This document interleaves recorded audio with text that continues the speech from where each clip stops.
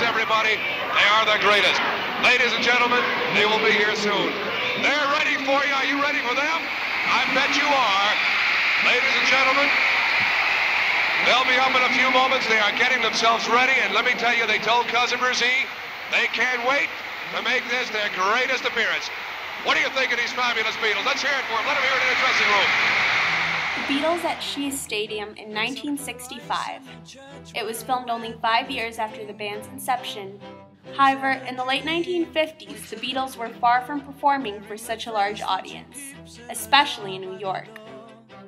But in terms of growth, the band still needed help from a man named Brian Epstein.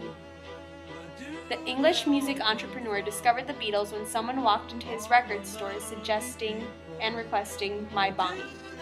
Epstein then looked for the mystery band, persuaded them that they needed a manager, and began revamping their image. Although Decca Studios rejected the Beatles after their audition for them, Parlophone Records were promptly signed in 1962. Today, more contemporary bands are discovering ways to self-promote and help themselves grow as Epstein did for the Beatles. We call it the do-it-yourself trend. It's quick, reaches out to many people, and is at the reach of many people's fingertips. The Dirty Feathers is a local band which has a very similar psychedelic style to the Doors, but their climb to success was very different. We went to one of their shows and spoke with the members on stage. But most of how we really make sure we get people out is through Facebook, because it's the easiest way to, stay in touch with people who are interested in you and get word out anytime there's a show. It's in messages and post media, and it's a really great way to keep people's attention. We have our own website, but it's more of a hub.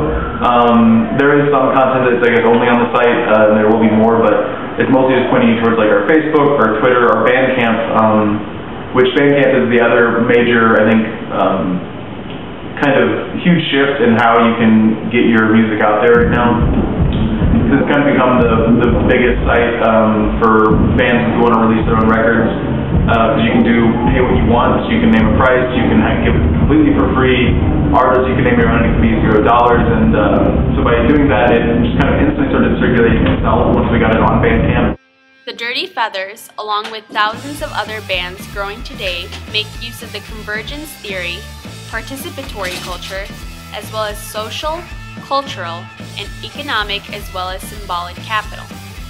Convergence culture, as Henry Jenkins discussed, is the use of multiple forms of media. The Dirty Feathers have a Facebook, MySpace, Twitter, and YouTube account, all working to provide easy access to their music. Participatory culture is the relationship between producer and consumer. Dirty Feathers engage in participatory culture by communicating personally with their fans. Finally, the Dirty Feathers works to gain all forms of capital.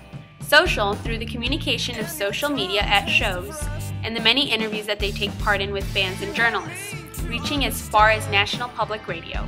This is an improvement from the social capital bands like the Beatles used, which consisted solely of meetings and discoveries in person, which was very limiting and more time-consuming than the methods used today.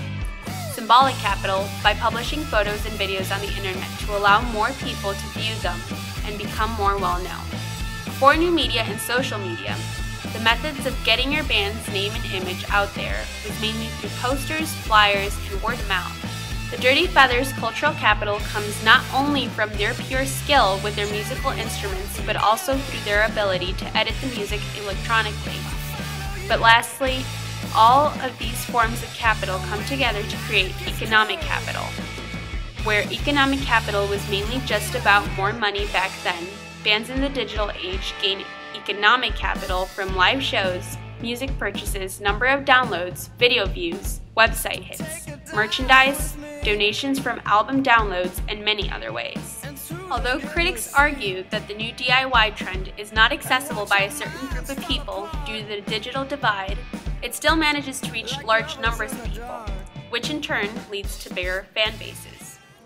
As Jim Morrison, lead singer of The Doors, hinted at in an earlier interview, machines are indeed the future of the music industry. The new generation's music will be, it'll have a synthesis of those two elements and some third thing that'll be entirely, maybe it'll be, it might rely heavily on electronics.